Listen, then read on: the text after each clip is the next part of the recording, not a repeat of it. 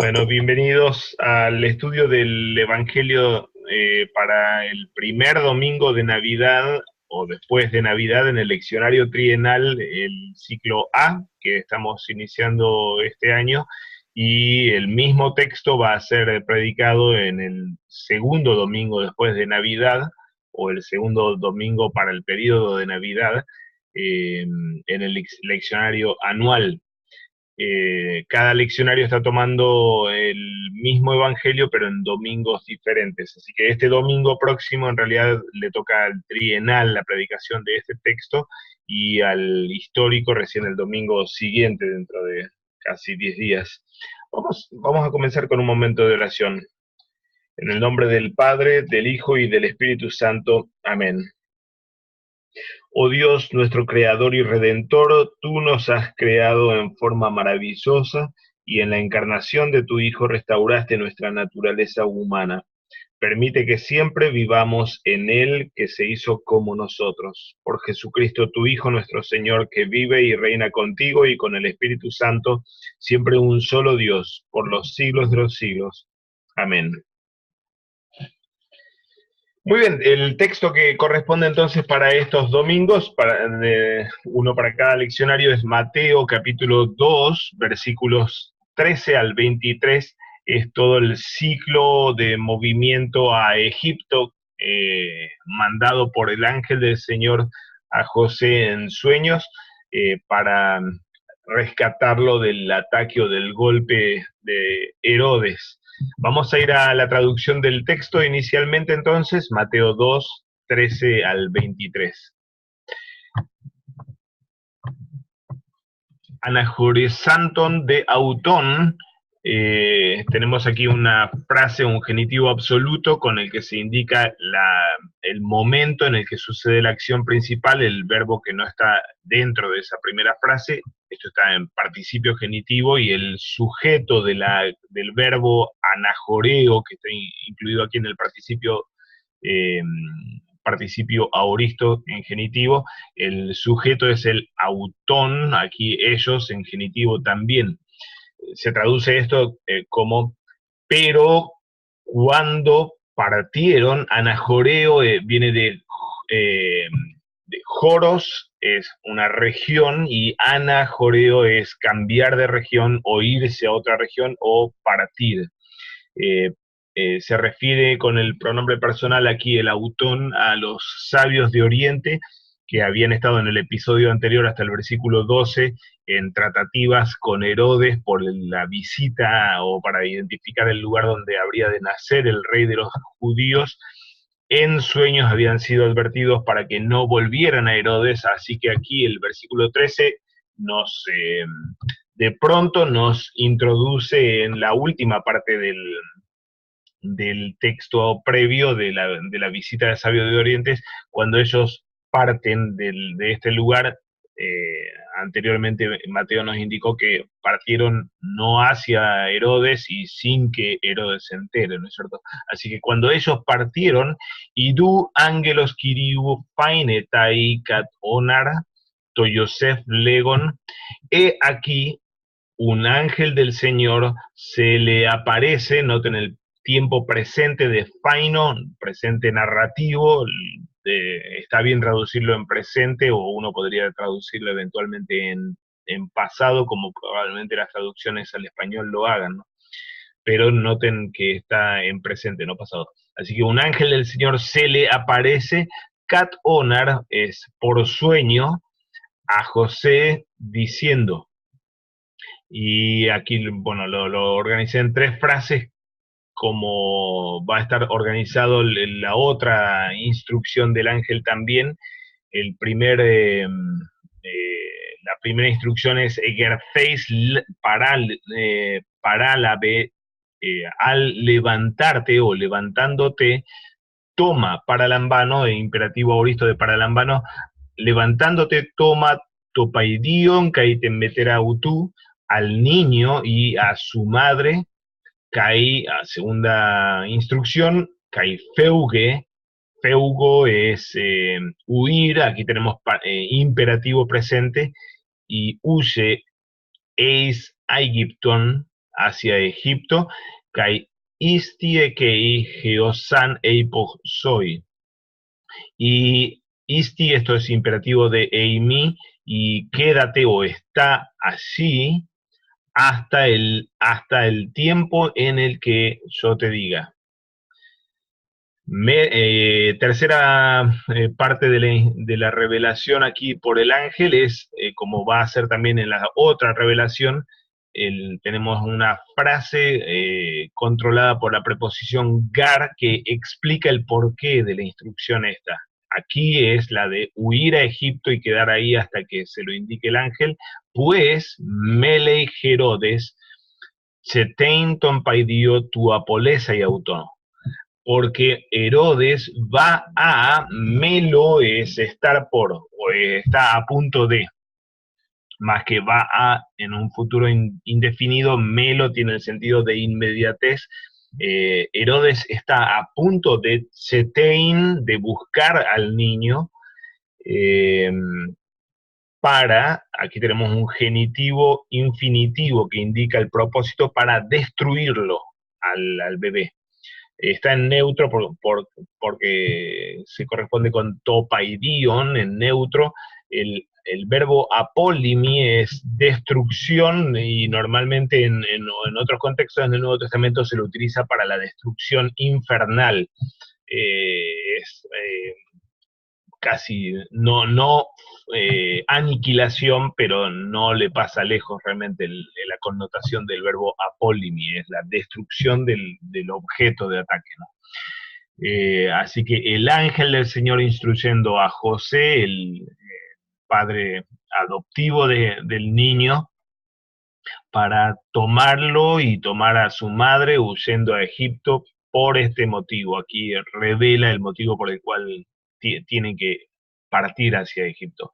Jode egerceis, el cual, aquí el artículo definido está haciendo referencia a José, el que recibe la revelación. Jode egerceis, el cual levantándose, parelaben tompaidio caitenmetera autunictos, se levantó, tomó, esto es para Lambano, aoristo del indicativo, tomó al niño y a la madre suya de noche, nictos, genitivo de nix, durante la noche, kai anejores en eis Aegypton, y partió hacia Egipto, el mismo verbo que tuvimos en el versículo 13, y partió hacia Egipto kai nkei geostes teleutes Herodu, y estuvo allí hasta el final. Teleuté es el fin, la muerte de Herodes. Gina pleroceto recen, hipokiriu diatu profetu legontos, a fin de que sea cumplido, pleroo, en pasivo aquí lo tenemos, a fin de que sea cumplido, torrecen es lo dicho, hipokiriu, por el Señor, diatu profetu legontes, por medio del profeta que dijo o diciendo, y aquí tenemos una cita del profeta Oseas, exaikiptu, de Egipto, saliendo desde Egipto, Kale Saton Huyonmu. Llamé, aoristo indicativo de Caleo, llamé a mi hijo. El texto este, como digo, aquí en itálica, la última línea es cita del profeta Oseas. Luego vamos a prestar un poquito de atención al contenido de la profecía esta que está citando Mateo. Noten en la misma forma de expresar realmente casi sonora y repetitiva de parte de Mateo en la narrativa, cómo se refleja palabra por palabra el mandato divino por medio del ángel y la obediencia de José, palabra por palabra casi realmente, ¿no? En el participio y el verbo paralambano, la estructura de a quién está siendo tomado, la inmediatez con la que parten de viaje hacia la tierra extraña de Egipto durante la noche, obviamente no tiempo propio para estar viajando con una con un niño y su madre, un matrimonio frágil como ellos eran, y la ida hacia Egipto y la permanencia allí en Egipto, otra vez, la resonancia de las palabras manifiestan el grado de obediencia que manifiesta José aquí al mandato divino. Sigue el texto, versículos 16 hasta el 18, una segunda sección del texto. Tote Herodes, entonces Herodes, y Don Joti en Paige, Hipoton Magon, Ethimoce Lian, al ver que había sido burlado, en paizo es burlar a alguien, y esto es el eh, indicativo aoristo, voz pasiva, al ver que había sido burlado él por parte de los sabios o de los magos, se airó mucho el adverbio.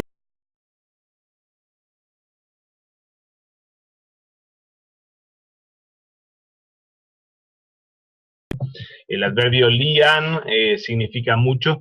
Kai aposteilas aneilen pantas tus paidas tus en Betlehem, y envió o enviando, mandando a gente, obviamente esto es participio aoristo de apostelo, y enviando a una tropa, aneilen, él sigue siendo el sujeto del verbo anaireo, levantar o matar.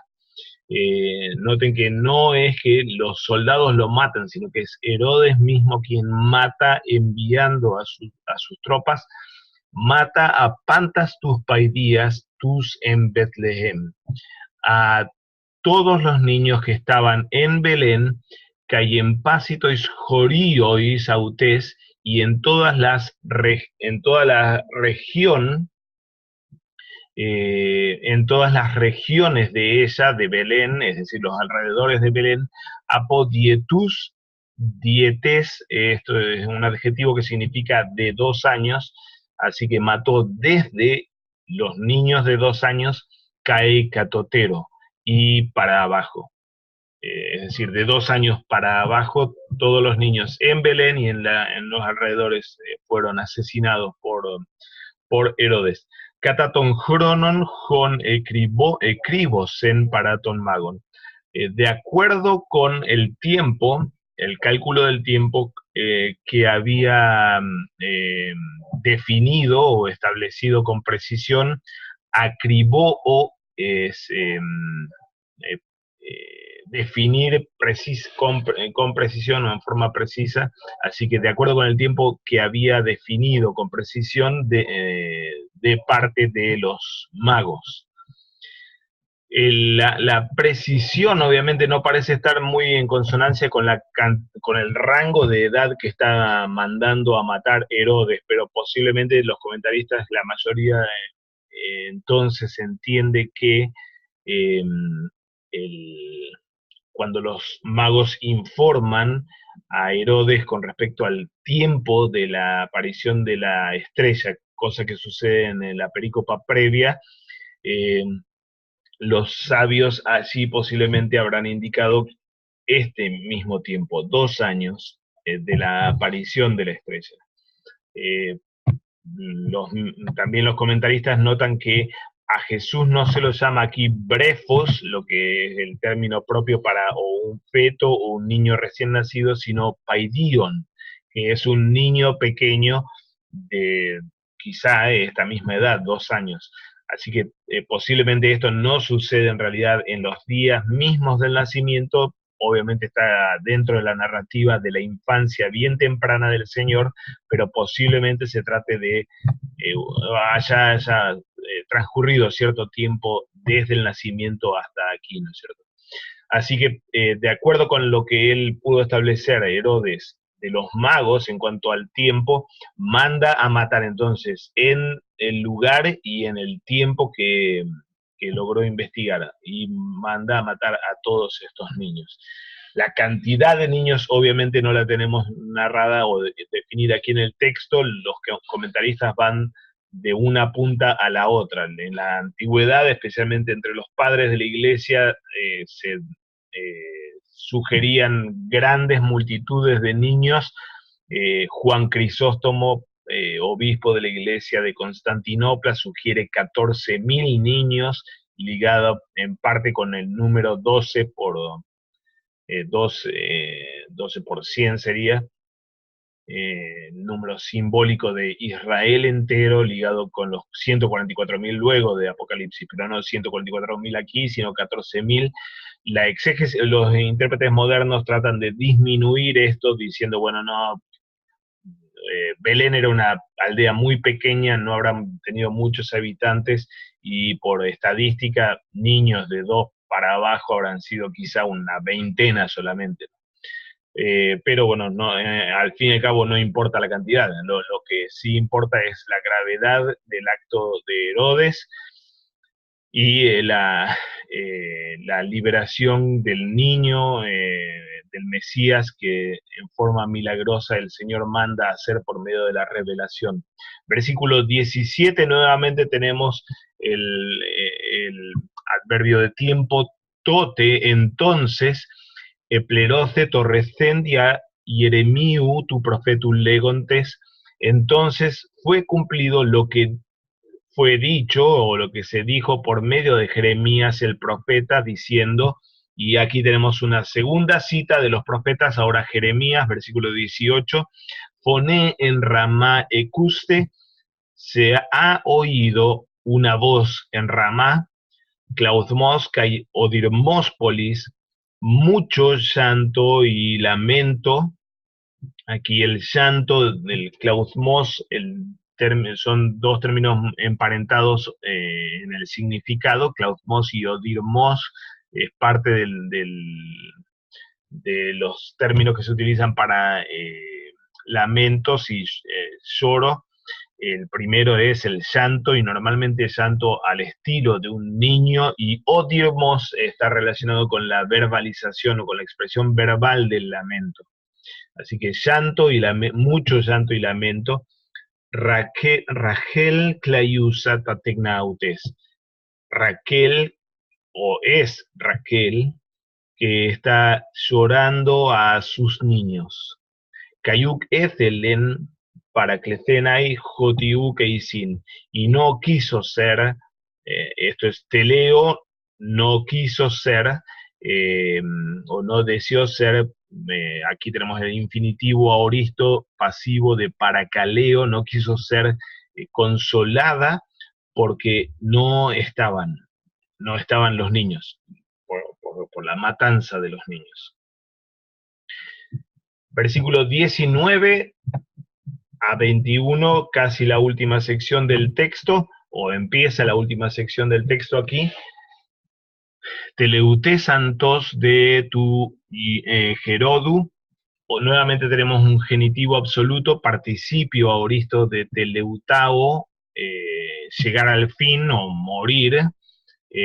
Cuando Herodes murió, idu ángelos kiriu fainetai catonarto Yosef en Aikiptu legon, he aquí el ángel del Señor, o un ángel del Señor se le aparece por sueños o por sueño a José en Egipto, diciendo, noten la estructura tanto de lo que acabo de leer, idéntica a, voy para atrás en las pantallas, idéntica a lo que leímos en el versículo 13, solo que así tenemos en Aikiptu incluido aquí en el medio, y noten ahora también la estructura de la instrucción angelical, como decíamos hace un momento.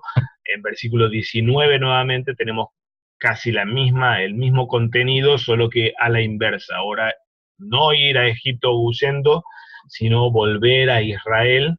Las dos instrucciones iniciales y el motivo, la frase controlada por la preposición gar, que explica por qué el porqué de la instrucción.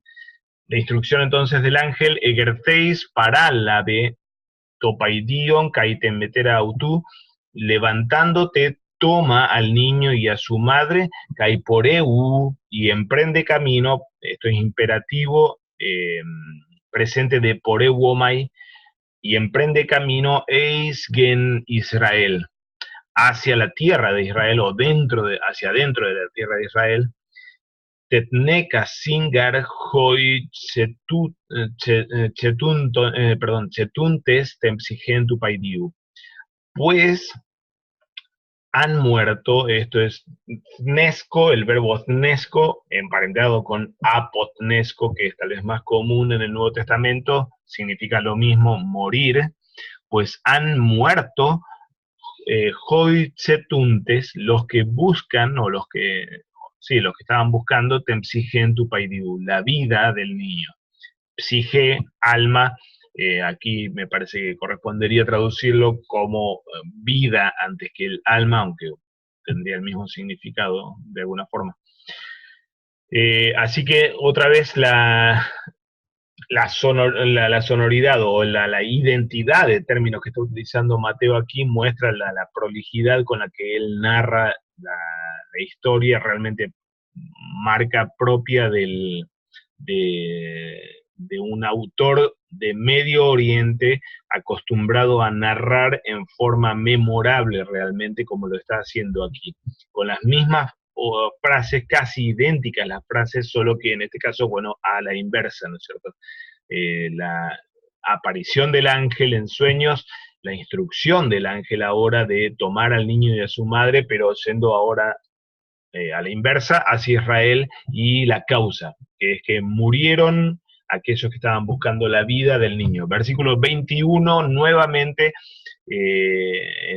manifestando esta prolijidad narrativa de Mateo, reproduce lo mismo que tuvimos al comienzo. Jode Egerteis, hablando de José, el cual después de levantarse, Parela benton paidion kaitemeter autú, tomó al niño y a su madre, kai eiselten eis gen Israel, y entró en la tierra de Israel. Nuevamente un José obedeciendo la instrucción del ángel al pie de la letra literalmente. Últimos versículos de esta última sección, tercera sección. Acusas de Joti Argelaos Basilei Tesiudaias antitu patros autu Gerodu, al oír, o después de oír que Arquelao estaba reinando sobre Judea, en el lugar de Antitu, en el lugar de su padre Herodes, Fobece Ekei Apelzein. Tuvo miedo, Fobeomai, tuvo miedo de ir a Perjomai, aquí tenemos, tuvo miedo de ir a ese lugar. El Arquelao, por lo que los historiadores, o Flavio Josefo particularmente relata, no era mucha mejor cosa que su propio padre, y de hecho la poca duración de su reinado en el territorio que le tocó, que Roma le asignó a Arquelao, la poca duración de su reinado allí en el sur fue justamente por causa de la tiranía con la que él gobernó, y que le mereció una constante queja del pueblo judío en su contra. Así que este Arquelao, que tomó el lugar de Herodes en Judea, no era mejor prospecto para el niño ni para la Sagrada Familia. José teme ir a aquel lugar. Sigue el versículo 22 entonces, gematisteis de Catonar, pero siendo advertido, gematizo es enseñar, revelar, pero en el sentido de dando una advertencia, pero siendo advertido por sueño, anejores en eistameretes Galilayas, partió hacia las regiones de Galilea, Cayelzón, y al ir, esto es Aoristo de Erjomai, y al ir Katoquesen Eispolin Legomenen Nazaret, y al ir habitó o se instaló en una ciudad llamada Nazaret. Jopos plerocé torrecen diaton profeton, de forma que fue cumplido lo dicho por medio de los profetas, Jotin Nachoraios Clefesetai, que será llamado, o porque será llamado Nazareno. Bien, preguntas o comentarios sobre la traducción, hermanos.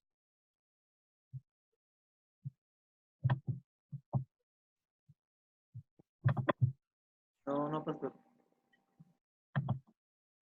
Bien, otra vez, no solo lo que comentábamos hace un momento, notable la forma casi mecánica de narrar de Mateo, eh, eh, casi como que toma una plantilla y la reproduce, ¿no es cierto? Y toda esta narrativa tiene una gran prolijidad realmente en la forma o en el formato, ¿no? Osmel, ¿iba a preguntar algo? ¿O comentar algo? Sí, bueno, más un comentario. Mateo es uno de los más estudiados entre los discípulos, ¿no? Entonces, ve la forma. Y es interesante ver las profecías que él está citando. En cada episodio está respaldando con el Antiguo Testamento. Sí, sí, realmente eso en Mateo es un rasgo bien importante, especialmente aquí en la narrativa de la infancia de Jesús. A lo largo de todo el Evangelio vamos a tener una y otra vez, creo que en total son 10 veces que tenemos esta misma fórmula para que sea cumplido lo que fue dicho por medio de los profetas, así en forma idéntica casi a la que tenemos aquí. Noten igualmente cómo Mateo utiliza aquí tenemos 3 citas, ¿no es cierto? En el texto entero para el domingo, versículos 13 al 23, el versículo 15 nos lleva a la frase gina, para que sea cumplido. La preposición gina marca intencionalidad. Noten que en el versículo 17, cuando tenemos la segunda cita del profeta y tenemos la misma frase de cumplimiento, la misma fórmula de cumplimiento de la profecía, palabra por palabra otra vez, epleroce, torrecen, dia, tu profetu. En el versículo 17 no tenemos introducido esto con la preposición gina, que marca intencionalidad, sino tote, que no marca intencionalidad, sino tiempo. Entonces fue cumplida la profecía, y esto sucede de la misma forma son los 2 casos solamente en el Evangelio de Mateo en el que se utiliza ese adverbio de tiempo, tote, para introducir la fórmula de cumplimiento de la profecía en Mateo. Lo vamos a tener en capítulo 27 cuando describa lo que hace Judas, y eso que hace Judas entonces cumple la profecía. Son 2 profecías que anuncian el acto perverso y malvado de Herodes aquí, de Judas allá, pero que no muestran eh, deseo de parte de Dios para que esto suceda así, sino cumplimiento de lo que fue profetizado, de lo que Dios profetizó en su omnisciencia, pero no de lo que Dios impulsa para que suceda efectivamente. Sí lo tenemos con la frase gina, o con la preposición gina, entonces en el versículo 15, no muestra semejante intencionalidad, pero sí está casi en el medio el último adverbio hopos del versículo 23, de modo que, pero obviamente aquí tenemos, tanto en la primera profecía del versículo 15 como en esta última profecía, versículo 23, sí tenemos instrucción divina por medio del ángel y obediencia a rajatabla de parte de José.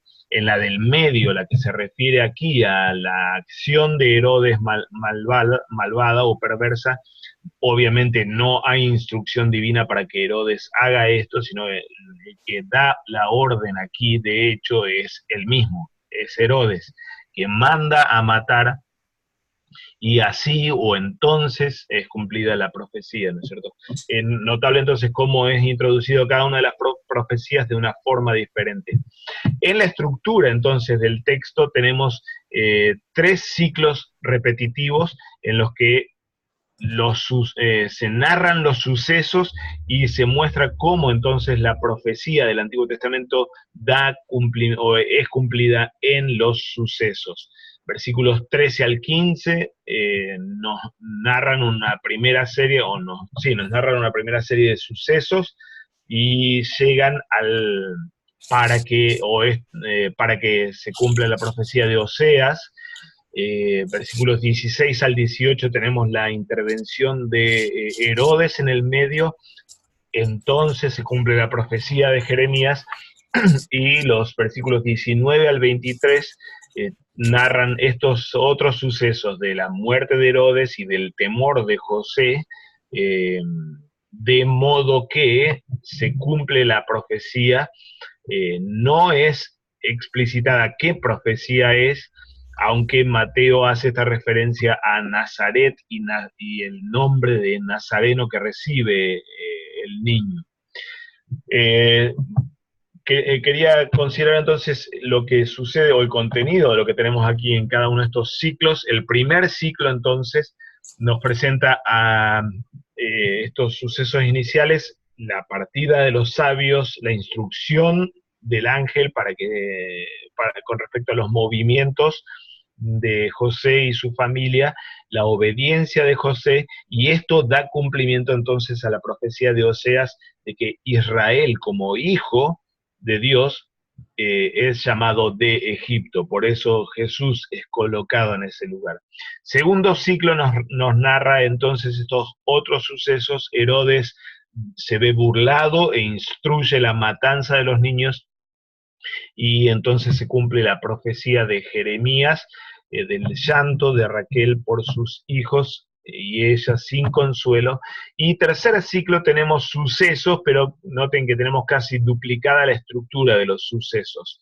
Herodes muere, el ángel instruye el movimiento como lo tuvimos al comienzo, José obedece al pie de la letra como lo tuvimos al comienzo, pero nuevamente tenemos repetida esta misma estructura. Nuevo suceso político, Arquelao rey, hay instrucción divina sobre el movimiento, José obedece esto, instalándose no en Judea como parecía ser la intención inicial, sino en Galilea, y esto dice Mateo que cumple entonces la profecía con respecto a lo del Nazareno de parte de Jesús. Como decimos, la prolijidad es notable y sin duda está ligada con el grado de instrucción de Mateo, también con el hecho de que posiblemente de que Mateo, como escriba que era, como contador que era, Leví, tenía mucha matemática en la cabeza, hasta para narrar. Y esto realmente es así, los números y la estructura prolijísima y simétrica en todo el Evangelio es una constante realmente, ¿no? Y aquí lo vemos bien clarito en nuestra perícopa. Noten cómo los sucesos que se están describiendo nos cuentan la historia de este niño, pero una historia muy antigua, una historia que realmente resuena a la propia historia de Israel. Noten el contenido o los movimientos que tenemos aquí en esta historia y el suceso que está allí clavado en el medio. El ciclo 1 nos habla de cómo, del movimiento desde la tierra de Israel a Egipto, bajando a Egipto, allí la matanza, o en ese tiempo la gran matanza de parte del gran tirano, y la salida de Egipto hacia Israel. Los tres ciclos nos presentan realmente, nos hacen resonar fuertemente la historia de Israel mismo del Antiguo Testamento. El primer ciclo con la historia de Jacob, allí en la tierra de Palestina, y cómo tiene que descender hasta Egipto por el hambre y por cómo Dios mismo guió los pasos de su hijo José para que sea funcionario del faraón y prepare el camino para que Israel habite, todo el pueblo de Israel habite allí en Egipto. El primer ciclo entonces nos mueve como el final de Génesis, desde la tierra de Israel hasta la tierra de Egipto, donde sucede entonces este segundo ciclo, de la matanza por parte del tirano, entonces el faraón, ahora Herodes, que resuena realmente, y en el lenguaje de que utiliza Mateo allí, a la historia no solamente de el capítulo 1 de Éxodo, Israel bajo el faraón, los niños siendo matados, y todo Israel siendo destruido en la esclavitud bajo el faraón, sino también la misma historia de Moisés y del Moisés joven, que debe huir de Egipto en ese caso y se va al desierto porque el mismo faraón lo quería matar, y luego puede volver por sueño a la tierra de Egipto porque ya habían muerto quienes buscaban su vida. Ese lenguaje que acabamos de leer en Mateo es el lenguaje en realidad del libro de Éxodo en los primeros capítulos.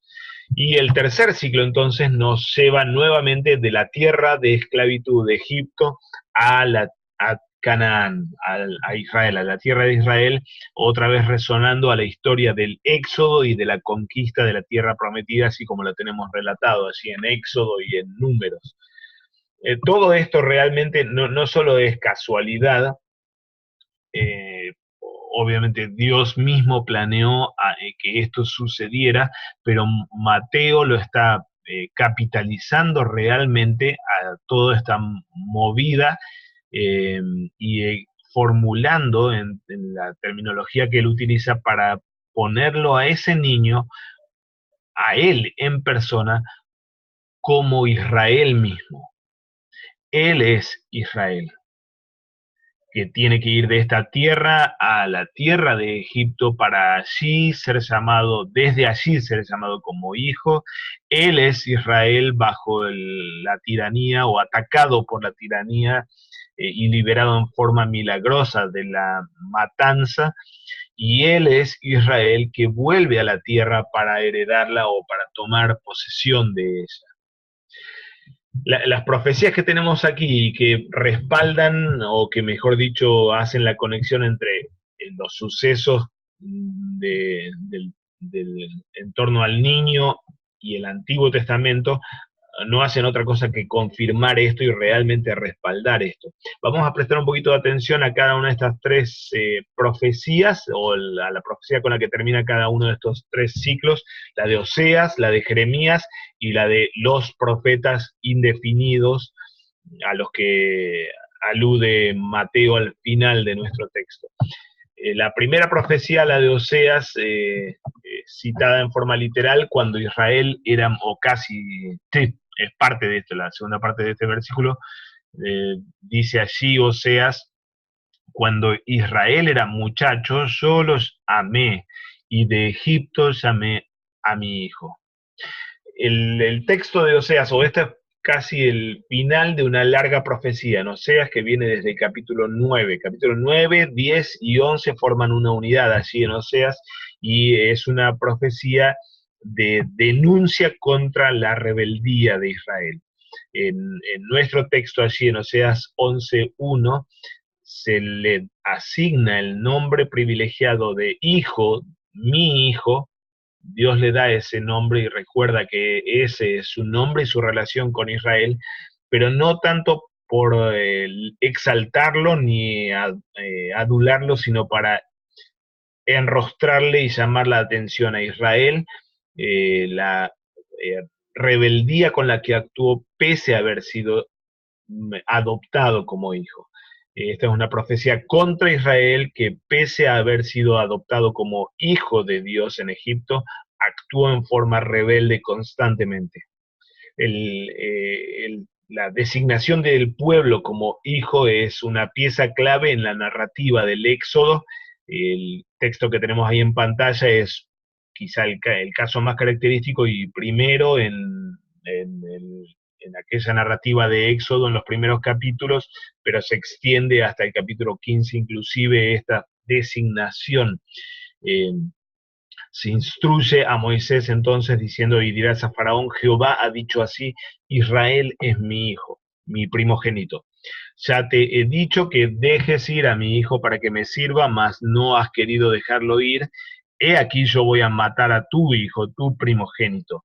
La relación de Yahvé con Faraón allí en el éxodo de Egipto eh, está marcada en la contienda tremenda en torno a la figura y a la relación que Yahvé tiene con Israel como hijo, y como hijo al que adopta y al que abraza para heredar las promesas hechas a los padres.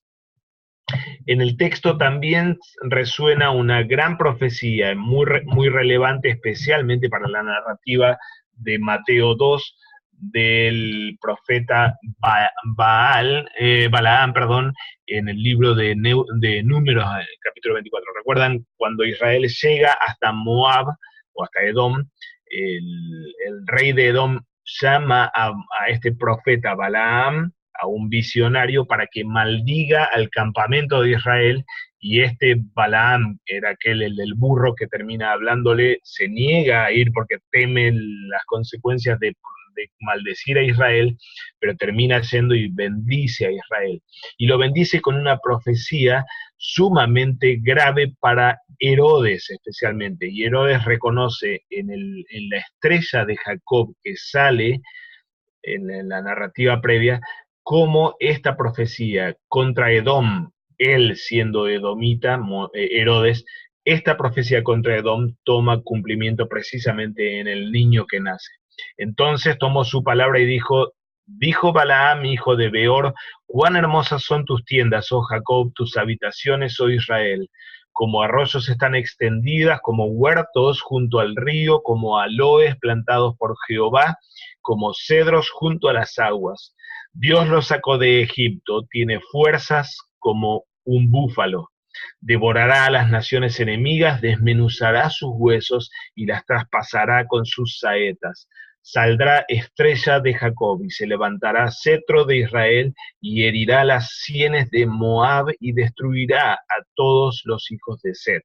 Será tomada Edom, será también tomada Seir por sus enemigos, e Israel se portará varonilmente.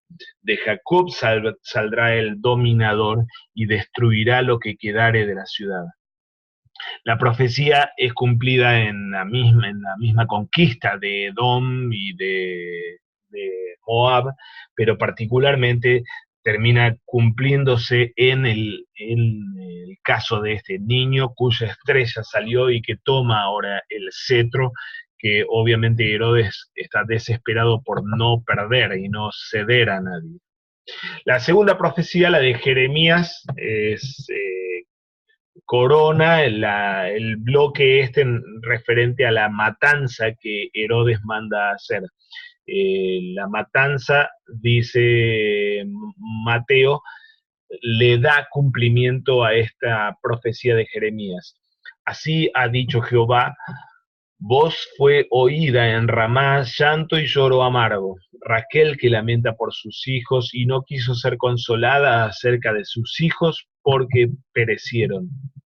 El texto de Jeremías en los versículos previos, y esto está casi en el centro de todo un bloque de profecías, o de una profecía no muy larga, pero una profecía que viene desde los primeros versículos del capítulo y se extiende un poquito más. Es una gran profecía de consuelo para las tribus del norte llevadas al exilio por el imperio asirio en el siglo VI, recordamos. Jeremías consuela a los exiliados del norte diciéndoles que Yahvé va a rescatarlos y va a recuperar a este pueblo. En el medio pone esta nota referente a Raquel, que pese a las promesas de restauración, Raquel no quiere ser consolada igualmente. Solo aquí pongo algunos datos para recordar dónde estamos parados con esta referencia a Raquel y a Ramá. Raquel, recordamos, es aquella por la que Jacob trabajó en realidad el doble, era la amada de las dos hermanas, pero ella era estéril, y termina en forma milagrosa recibiendo dos hijos, José y Benjamín. José, padre de Efraín y de Manasés, pasa a ser padre de dos tribus de Israel en realidad, ¿no? Sus hijos, cada uno ocupa el lugar de una tribu, por el lugar que tuvo José en toda la historia de salvación del pueblo de Israel. Raquel muere en el parto y es sepultada llamativamente en la misma ciudad de Belén, o cerca de Belén. Ramá no está en Belén, está más al norte, ahora vamos a ver en el mapa, pero en la profecía de Jeremías es puesta esta Raquel llorando por las tribus del norte, Efraín, Manasés y Benjamín, básicamente los descendientes, sus propios descendientes que formaban el reino del norte en el Antiguo Testamento. Ramá es una buena ciudad para, por lo que dicen los comentaristas, para mirar toda la región del norte. Desde Ramá, bien una zona alta, y de hecho Ramá significa altura, desde la ciudad de Ramá puede verse hacia el norte y posiblemente haya sido el mirador para contemplar la devastación del reino del norte producida por los asirios. No muy clara la imagen aquí, pero bueno, aquí tenemos a Belén en el sur, Jerusalén en el medio y Ramá, como decía, una zona bien alta desde donde baja el territorio para poder ver el reino de Samaria, el reino del norte, desde donde dice la profecía que Raquel llora a sus hijos muertos.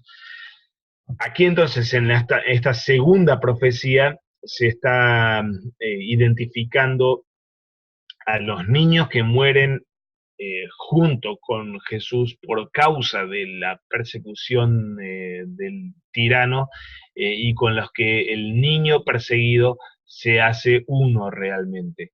Él es Israel, él es el Israel del norte, aniquilado por el perverso, por el tirano perverso, pero ahora estamos ubicados temporalmente mucho después del éxodo, lógicamente, en el exilio, siglo VI antes de Cristo. La tercera profecía que tenemos, como decíamos, no identifica el profeta en sí. Este es el único caso en Mateo, de tantas citas de profetas, el único caso en el que Mateo no identifica a qué profetas se refiere. Y realmente esto es una cruz para los intérpretes y la historia de la interpretación del texto, de qué se trata y cuál es la cuestión esta con Nazaret, Nazareo o Nazareno, y la profecía que él supuestamente está cumpliendo con el hecho de ir a habitar a Nazaret. Capítulo 4 en Mateo luego va a hablarnos de la profecía de Isaías 9, hablando de tierra de Zabulón y Neftalí,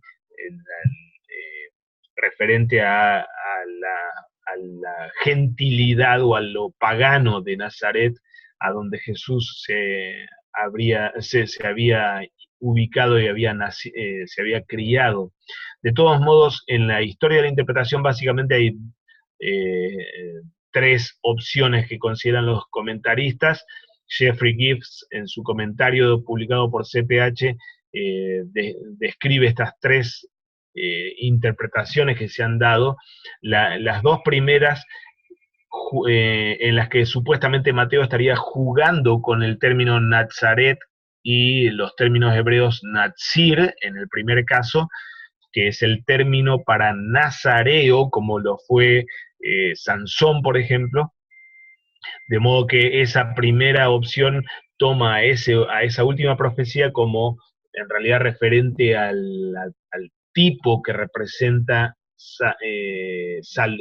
Sansón, él como un tipo de la liberación que vendría a traer este hombre santo Jesús.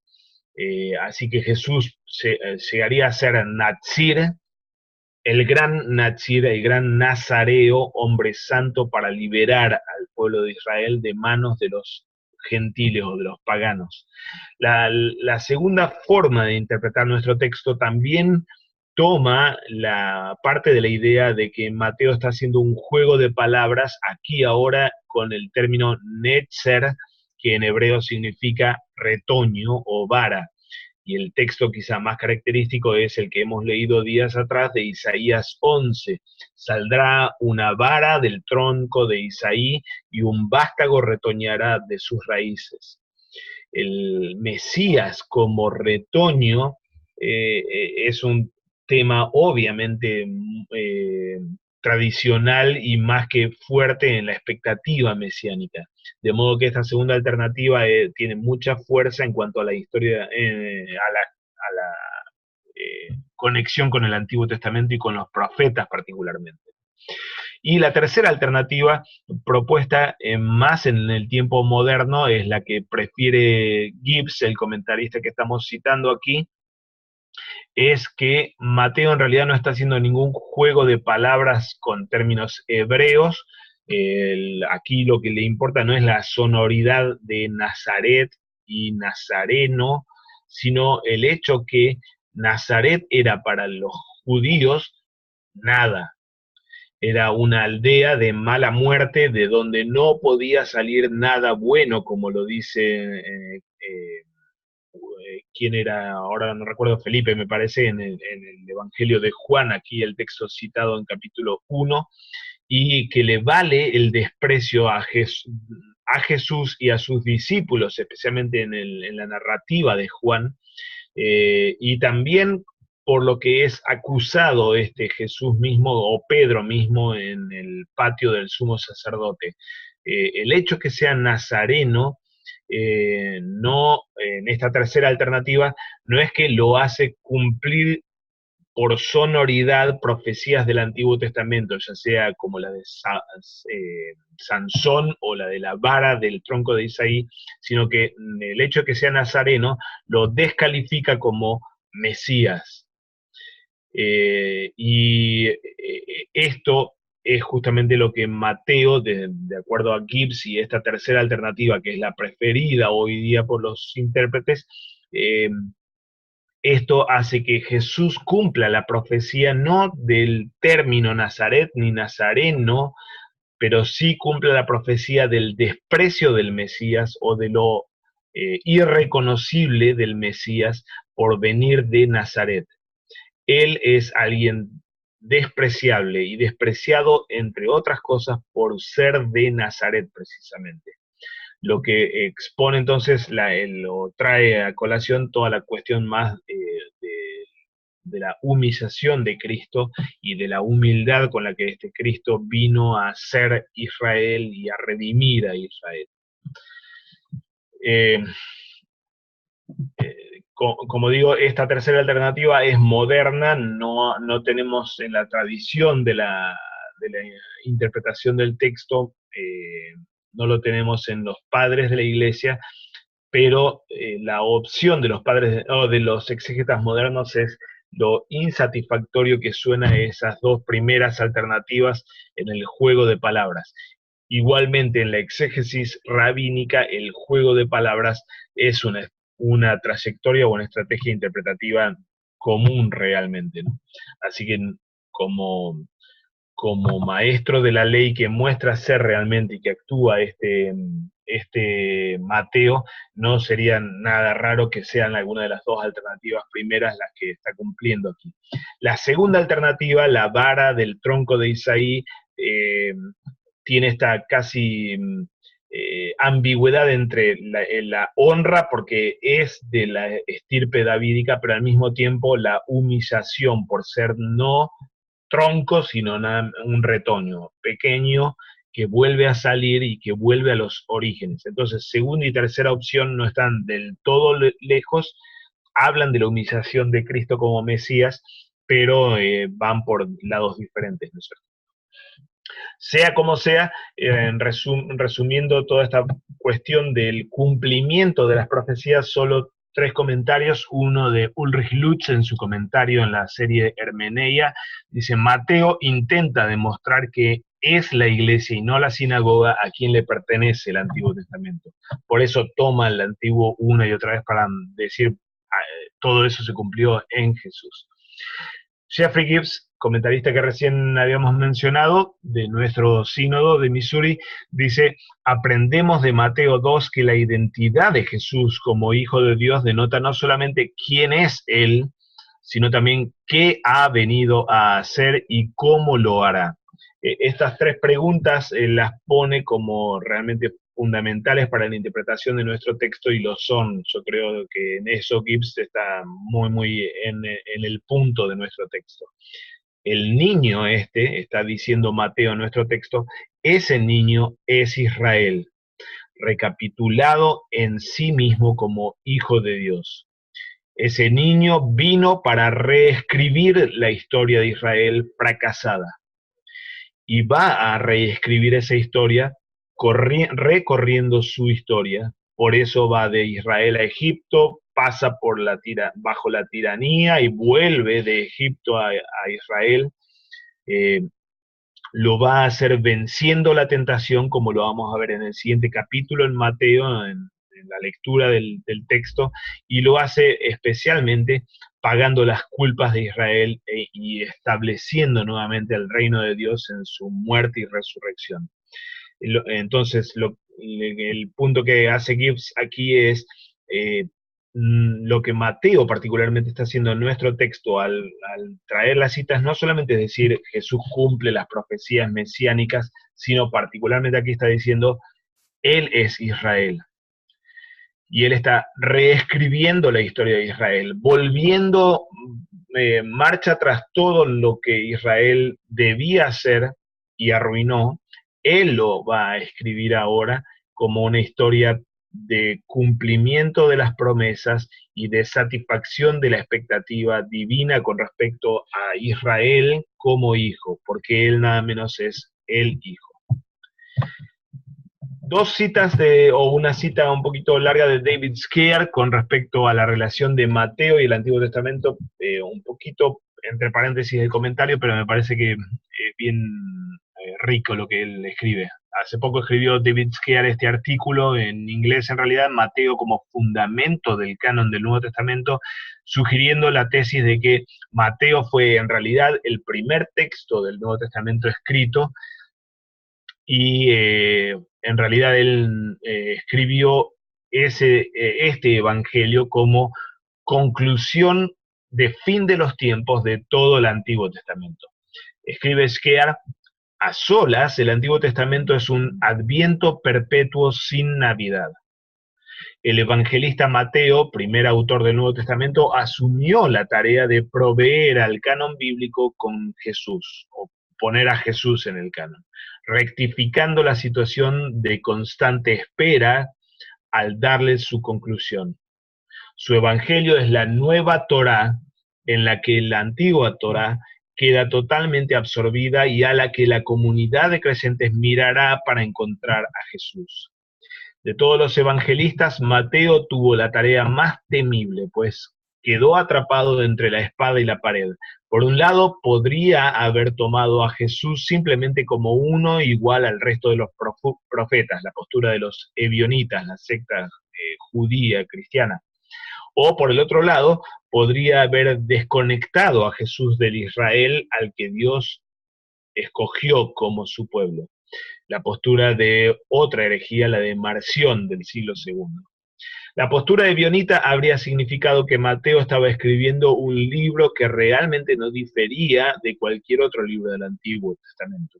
La opción marcionita habría vuelto al Antiguo Testamento un montón de documentos judíos sin utilidad real para la Iglesia. El gran logro de Mateo, único e incomparable, es que él recogió al Antiguo Testamento entero dentro de su Evangelio. Y aquí en nuestro texto realmente lo vemos haciendo precisamente esto.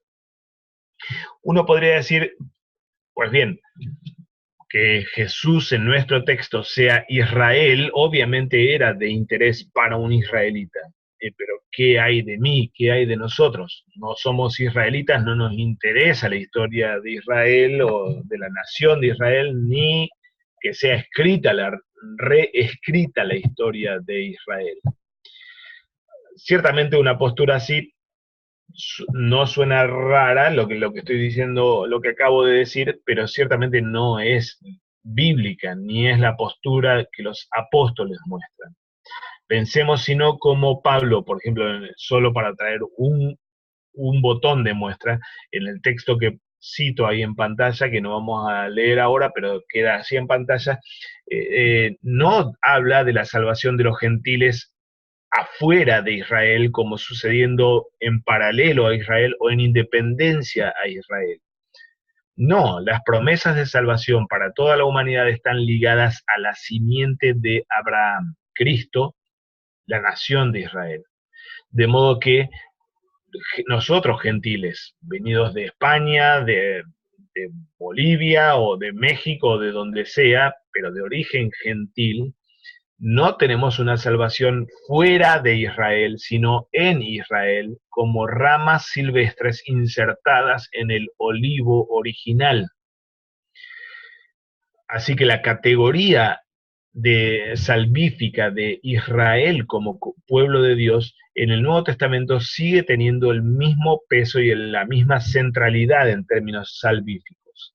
Que Jesús haya venido a reescribir la historia de Israel no solamente es de interés para un lector judío, es de interés para todo humano que pretende y que necesita la salvación, porque solamente en Israel está la salvación, no en el Israel según la carne, en el lenguaje de Romanos 2, sino en el verdadero Israel según las promesas y según el Espíritu, en el Israel que hereda las promesas verdaderas de Abraham como padre de la fe.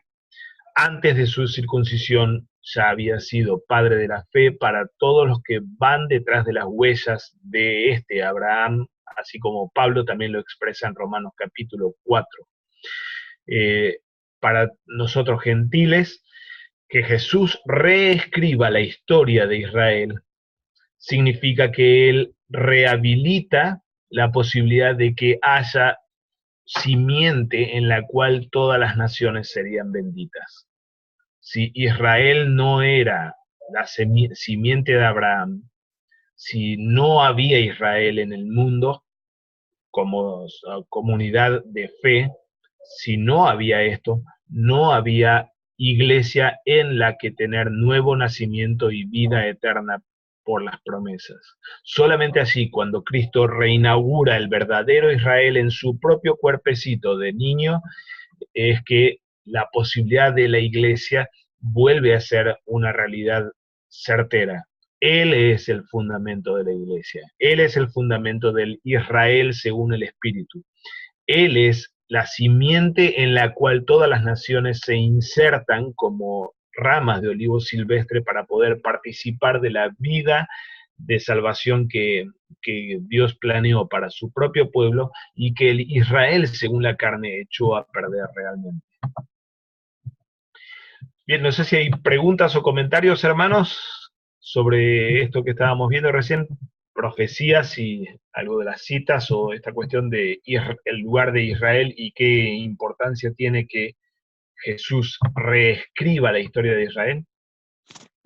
Sí, pastor. Estoy pensando también la cuestión de estoy pensando en esa situación de ir al Antiguo Testamento, la manera de la entrega del mensaje a, a José a través de un sueño, ¿no? También nos coloca con el tocayo de él, el otro José soñador, Tal cual, que a la tal vez cual. también fue una serie de movimientos que marcó el hecho de él como intérprete de sueños, soñador y a la vez intérprete de sueños, ¿no? Por un lado como soñador, esto también lo saca y lo lleva inclusive hasta el mismo Egipto, y luego de vuelta también el hecho de ser intérprete como a alguien que beneficia a su pueblo. Entonces, de la misma manera, despreciado por sus hermanos, como es Herodes, en términos de hermano también de Jesús, en el sentido de pueblo, que lo hace salir y luego de vuelta otra vez en favor de sus hermanos, ¿no? Eso también me llama mucho la atención en la manera de cómo se entrega el mensaje y cómo está colocado los sueños. Y bueno, vaya que si hoy se habla acerca de esta cuestión de sueños, no es algo que marque una cuestión tan teológica, ¿no? Para nosotros, pero qué bueno que Mateo, como bien dijo Osmel hace un momento, está tan respaldado en la cuestión profética, porque es algo que se estaba cumpliendo no a causa de los sueños de alguien, sino a causa de que ya estaba escrito así. Misma situación, ¿no? En cuestión de algo que estaba escrito para que sucediera en favor del pueblo de Israel a través de Jesús, ¿no? Sí, tal cual. Obviamente la gravedad de lo que estaba sucediendo aquí en torno al niño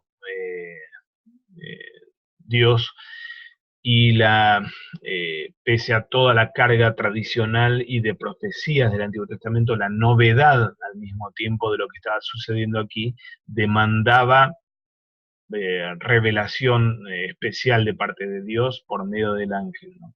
Pero como tú bien dices, lo que Dios mismo está haciendo aquí es reproducir toda esa historia, y la misma historia del José de Génesis, del Antiguo Testamento, ahora con el José del Nuevo Testamento, utilizado como instrumento o como humano para instrumentar el movimiento de Israel. Así José, por revelación, terminó en Egipto y llevó consigo a Israel para que desde allí suceda la liberación, la derrota de los tiranos y la conquista de de las promesas divinas, y aquí sucede de la misma forma realmente, ¿no es cierto?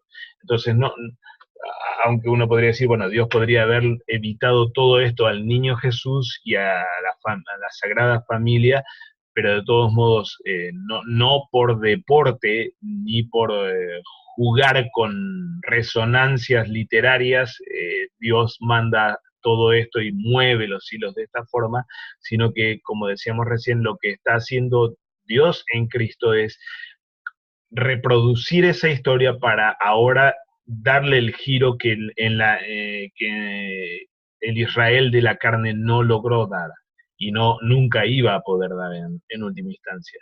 Pero aquel Israel que debía anunciar lo que el Mesías haría, fracasó y se rebeló frente a esto, de modo que el Mesías no solamente tuvo que dar cumplimiento al anuncio, sino revertir una historia en su propia carne, en su propio cuerpo, como lo vemos en nuestra historia, ¿no? Él es el Israel, pero que ahora sí hace lo que tiene que hacer, atravesar toda esa historia de padecimiento, no en rebeldía, sino en obediencia y en disposición para rescatar por medio de su propio sufrimiento y sacrificio, ¿no? Pero sí, realmente las conexiones con el Antiguo Testamento son, y especialmente con las historias fundamentales o fundantes de Israel, son increíbles y múltiples en nuestro texto, al punto de que no da el tiempo para explorarlo ni explotarlo realmente, ¿no? De Herodes el Grande creo que todos sabemos bastante. La perversión y tiranía de él no tiene límites. El hombre estaba enfermo de complejo o sea, creía que todo el mundo estaba complotando en su contra, al punto de que se volvió famoso por mandar a matar a casi toda su familia, o a gran parte de su familia. Un historiador romano dice que César Augusto dijo: yo preferiría ser el cerdo de Herodes antes que el hijo de Herodes. Era un juego de palabras entre his, cerdo, y huios, hijo. Pero más allá del juego de palabras era totalmente cierto. Herodes no tuvo ningún problema en mandar a matar a lo que sea, al que sea. Y como tenemos ahí hecho un sumario por Francis Weiser, eh, que condensa muchas de las matanzas de su propia familia llevado a cabo por Herodes, muestra el grado de locura y de perversión del hombre. En pantalla no vamos a entrar en detalle aquí, solo puse como durante los macabeos, un siglo antes de Cristo, Israel recuperó, o los judíos recuperaron su tierra. Roma toma esto, se los quita a los macabeos y toma control de la parte más del sur y entrega a Herodes el Grande un poco más todavía que a los mismos macabeos.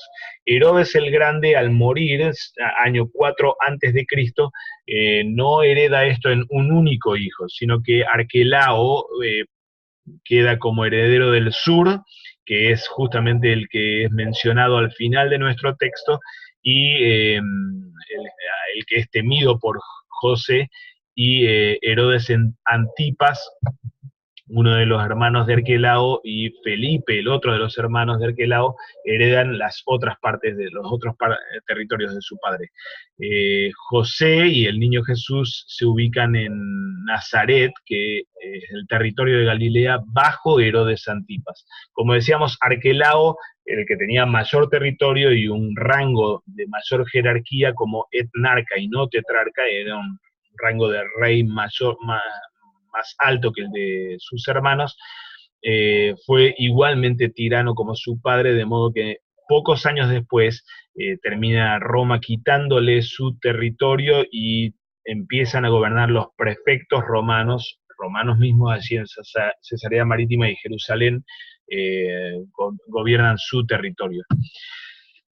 Algunas notas litúrgicas, perdón, todos estos datos solo si hacen falta, obviamente la predicación tal vez hay que introducirlo, si no hace falta no hay que introducirlo, pero solo para poner en contexto con respecto a la maldad de Herodes, de la que vemos aquí algo no sorprendente en esta matanza de los niños, y también la referencia histórica de quién es este Arquelao en relación a Herodes. Tenemos dos reyes en nuestra historia, al comienzo el padre, al final Arquelao. Noten cómo los historiadores modernos calculan en realidad el nacimiento de Jesús 4 años antes de Cristo, aunque suene raro esto, pero es el año posiblemente de la muerte de Herodes el Grande. El cálculo medieval le erró un poquito en esto, de modo que posiblemente Herodes murió, o mejor dicho, Jesús nació 4 años antes de lo que nosotros consideraríamos el año 1, en realidad. Igualmente está en discusión y muchos intentan argumentar que Herodes muere en el 1 antes de Cristo. Sea como sea, el cálculo está un poquito errado, pero bueno, no es nada grave, solo cuestión del número de años. Algunas notas litúrgicas, estamos un poco avanzados en el tiempo, así que vamos a progresar. Entre el 25 de diciembre y el 6 de enero tenemos lo que se llaman los 12 días de Navidad, que se consideran toda una estación de celebración del nacimiento de Cristo. 25 de diciembre se toma como fecha para el nacimiento en sí, pero la celebración no termina allí. Estamos en Navidad hasta el 5 de enero. En este periodo de 12 días, el 6 de enero, allí comienza una nueva estación, la de Epifanía, ¿no es cierto?, con el bautismo de Cristo. En estos días de 12 días de Navidad vamos a tener 2 domingos. Nuestro texto es, como decíamos anteriormente, es el Evangelio para el trienal de este domingo y va a ser el Evangelio del siguiente domingo. Así que dentro de este periodo, Mateo 2 va a ser leído de una u otra forma.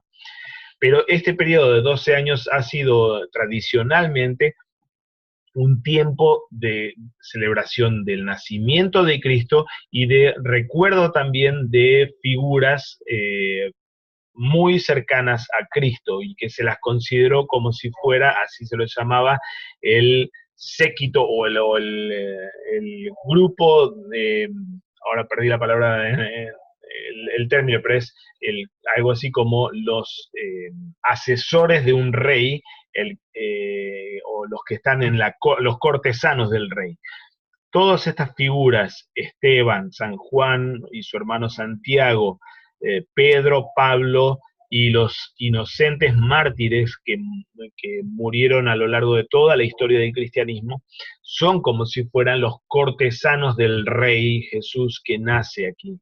Y estos días, inmediatamente después de la celebración del nacimiento del Rey, estos días son días en los que se celebra la figura de todos estos cortesanos del Rey.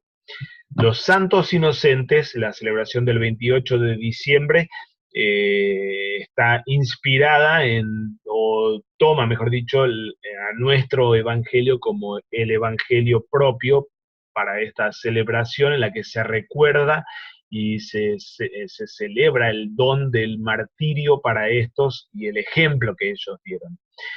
En las lecturas de los leccionarios, solamente la del anual, en la lectura de la epístola, resguarda una nota con respecto a la iglesia como iglesia de mártires, en la invitación que Pedro hace a aceptar el padecimiento juntamente con Cristo. Es la epístola para el leccionario anual. Las otras lecturas, Génesis 46, o el Salmo 77 en el leccionario anual, o todas las lecturas del leccionario trienal, pierden de vista el concepto de la cuestión de la celebración de los santos inocentes o de los mártires, pero esa ha sido una celebración realmente importante, muy importante para la iglesia antigua, tomando aquí a Raquel como tipo o profecía de la iglesia, estéril, que tuvo los hijos para salvar a Israel, o con los que Israel termina siendo salvo, pero que llora el martirio de los suyos. Desde Ireneo de Lyons, Cipriano en adelante, en la iglesia especialmente, que testificó el impacto que significaba el martirio y el valor que tenían el testimonio de fe y el sacrificio de estos mártires por causa de Cristo, esta fecha ha sido cara realmente. Hoy día la tenemos así medio perdida o extraviada, sin mucha importancia, pero tuvo un lugar importante, especialmente por el lugar que los mártires ocupan como decíamos recién, como cortesanos del Rey, como los que están allí en torno al Señor, y dieron su vida por causa del Evangelio. Las lecturas son realmente pertinentes, así puse una especie de sumario del contenido de cada uno de los textos, y nos orientan especialmente para el trasfondo de la historia de Israel y de la historia de redención, como tomando forma aquí en nuestro niño. En términos doctrinales, yo diría que tenemos como dos grandes temas en el texto. El primero, obvio, es el estado de humillación que estamos viendo aquí. Dios mismo no ejerciendo el poder, sino siendo puesto en riesgo por uno como Herodes. Bueno, si Él asume nuestra humildad, nuestra humanidad, y atraviesa por esta humanidad, aceptando pasar por una historia de tanto trajín y tanto riesgo como el que lo vemos en Mateo 2. Solo esta cita del tomo sobre Cristología de David Skear me parece que expresa bastante bien esto.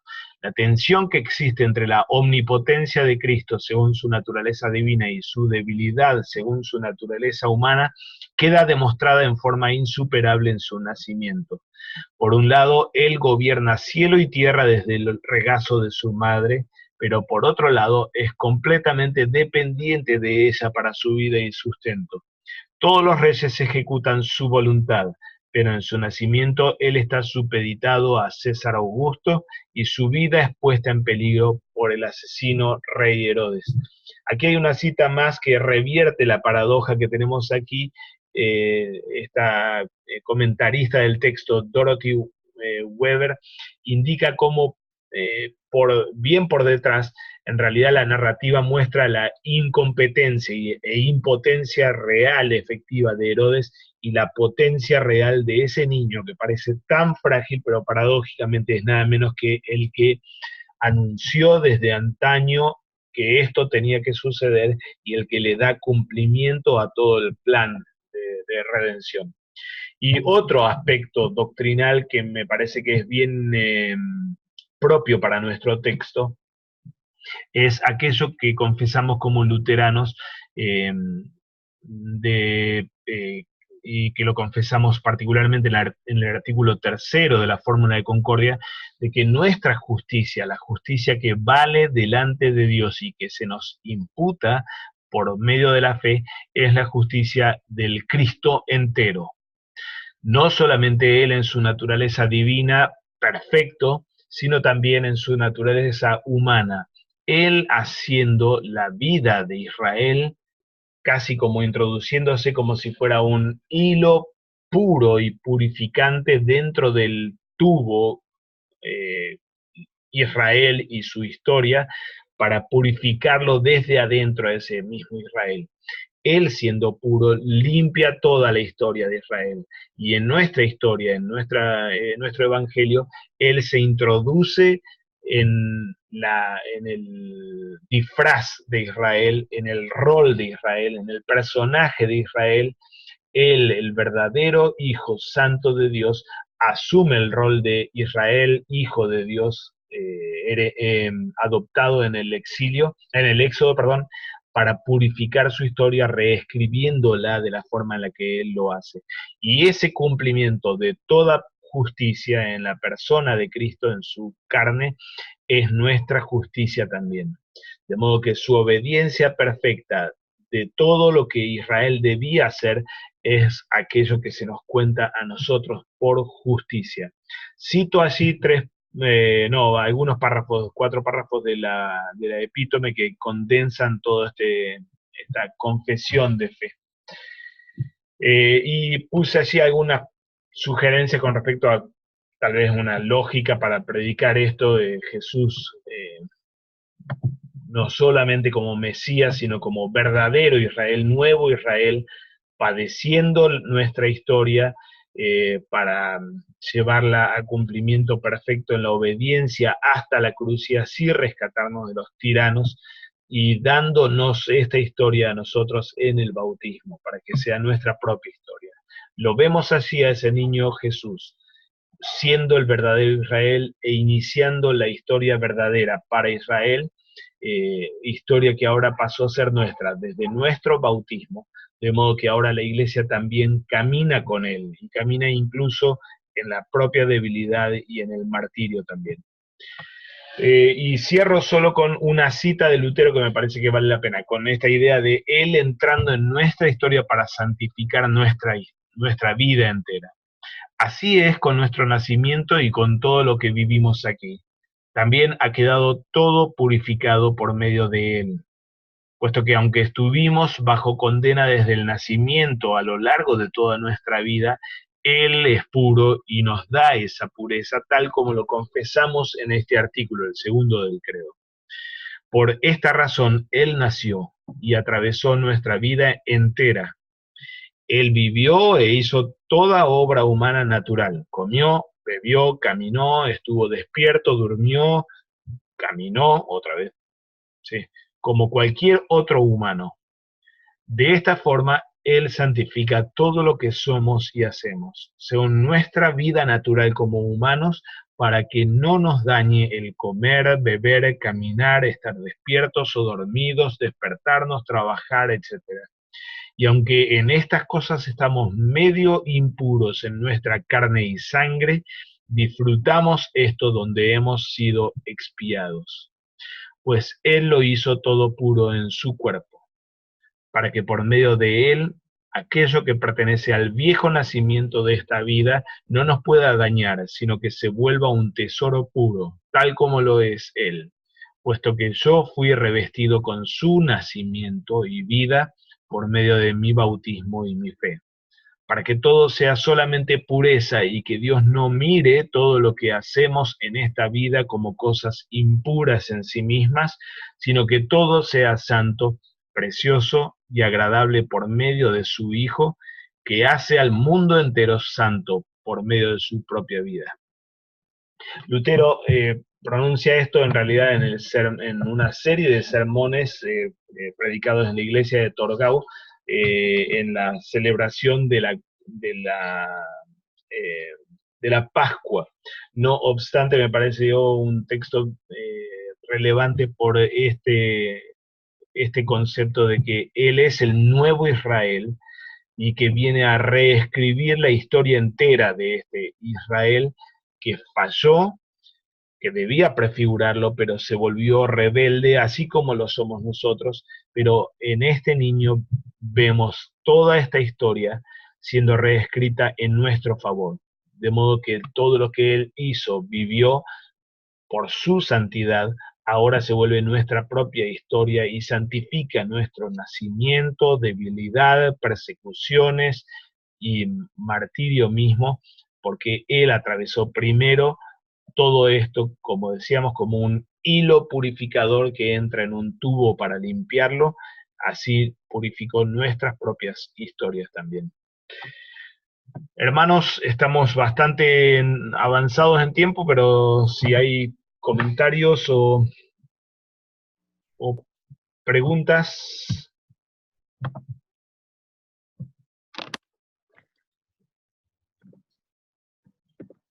No, gracias, pastor, por esto. Adelante, Edgar. Oh, perdón. No. Sí, es un texto bastante interesante. Mateo es bastante claro en todo esto, ¿no? Y creo que ahora en estos tiempos, como iglesia, que somos pro vida, ¿no? Mencionar este Día de los Santos Inocentes como este momento para llorar también, ¿no? Por los fracasos que la humanidad entera está viviendo en estos tiempos, al permitir la atrocidad del aborto mismo, ¿no? ¿Cuántos millones de niños han muerto desgarrados del útero de sus madres, ¿no? Y pues creo que prefigura mucho este evento de Herodes matando niños inocentes, ¿no? Totalmente. Sí, es un texto más que relevante justamente para la denuncia de la tiranía que significa la práctica del aborto, incluso cuando es disfrazado de la defensa de derechos humanos como el de la madre, ¿no es cierto? Pero sin duda que está exponiendo la grave tiranía que nuestra sociedad está practicando y con la que está expandiendo el golpe que Satanás quiere dar a la humanidad, ¿no es cierto?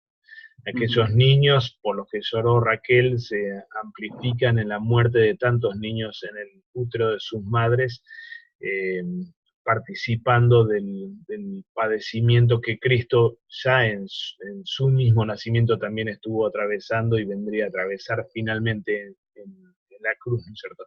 Así que sí, es totalmente pertinente para el tema con el que nuestras iglesias están lidiando y luchando, ¿no es cierto?